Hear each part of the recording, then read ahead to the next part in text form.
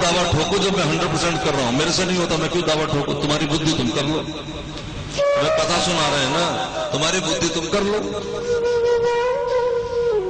कर लोगे तो लाभ भी तुम्हारा ही है।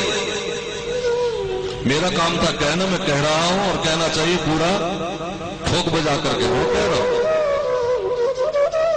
कहने से अगर कोई अच्छा उसका फल होता है तो कहने का लाभ ये है कि जिसकी प्रेरणा से कोई सत्कर्म में लगता है उसे भगवान का आशीर्वाद मिलता है, सो हमें मिल जाएगा, मिल रहा है, मिलेगा, क्योंकि हम तो पूरी ईमानदारी से कह रहे हैं, गलत नहीं कह रहे।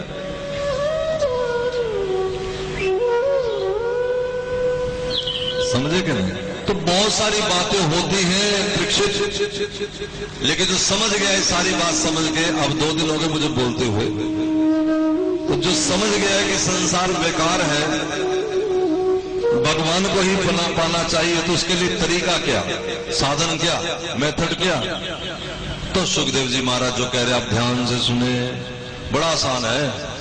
श्रोतव्य कीर्तव्यश्च, सुनो कथा बैठ के, बस जैसे यहां सुन रहे हो, सीडी ले जाओ, कैसेट ले जाओ, पैसे का काम नहीं कि दुकानदारी बिक रही, ऐसे ले जाओ, चलो।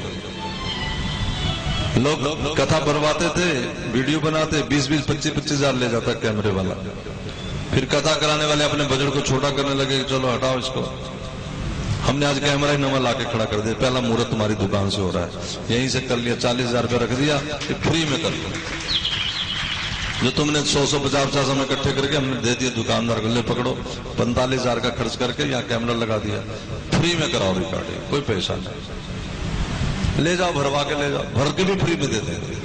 अब सुनोगे तो फ्री में, भगवान ने काम भी फ्री में दे रखे, लेकिन मन भी तो फ्री होना चाहिए थोड़ा सा, मन फंसा हुआ है, वो फ्री नहीं, तो फिर कैसे सुनेंगे? तुम्हारे पास आजकल सबके पास एक घुट्टी है, भगवान ने दे रखी, बड़ी सुंदर, कलयुग की बड़ी सुंदर निशानी, कौन सी? ऐसी सुंदर भगवान ने चाबी दे रखी है, उसका यूज नहीं कर रहे, वो घुट्टी का नाम है मोबाइल, सबके पास होगा, है कि नहीं बताओ सच्ची?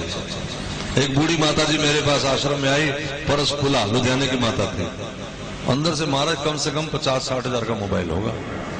मैं कहा माता जी इतना महंगा मोबाइल, इसके तो अंदर फंक्शन ही बड़े होते, चलाना आंदे तुहानू किथे है, तो फिर लिया क्यों? कहती फैशन भी तो कोई चीज है महाराज जी, तुसी कमाल ही कर दे। तो चलो रखो मोबाइल, कोई तकलीफ नहीं हमें, लेकिन उस मोबाइल में बजाय गाने भराने के, बजाय इधर उधर की बकवासबाजी भराने के, साधु संतों की कथा भरवा के रखो, सुनते रहो, श्रोतव्य।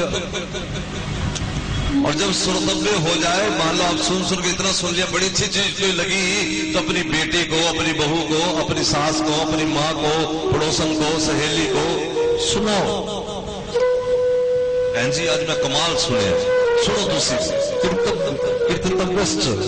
कीर्तन करो उसका। कीर्तन का मतलब ही है कि भगवान के गुणों को गाओ, और हम कीर्तन किसका करते सारा दिन?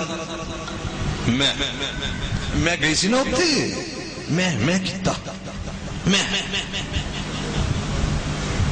हर वक्त में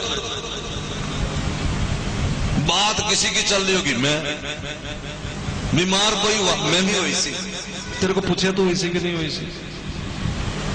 अरे वो गिर गए, उनको 4 टांगे लगे, उन्होंने 4, मैनू 40, हर चीज में कंपटीशन, बीमारी में भी कंपटीशन, तेन कितना बुखार 102, बस मैनू 108 होया सी।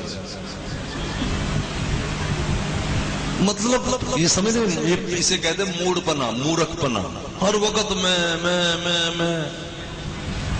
बकरे ने करी गर्दन पे उसके फिरी छुरी, कुछ कट गया, कुछ बिक गया, कुछ लुट गया बाजार में, आंत बाकी जो बची उसको मरासी ले गया, खींच कर साफ कर फिर दिलरुबा पे चढ़ा दिया।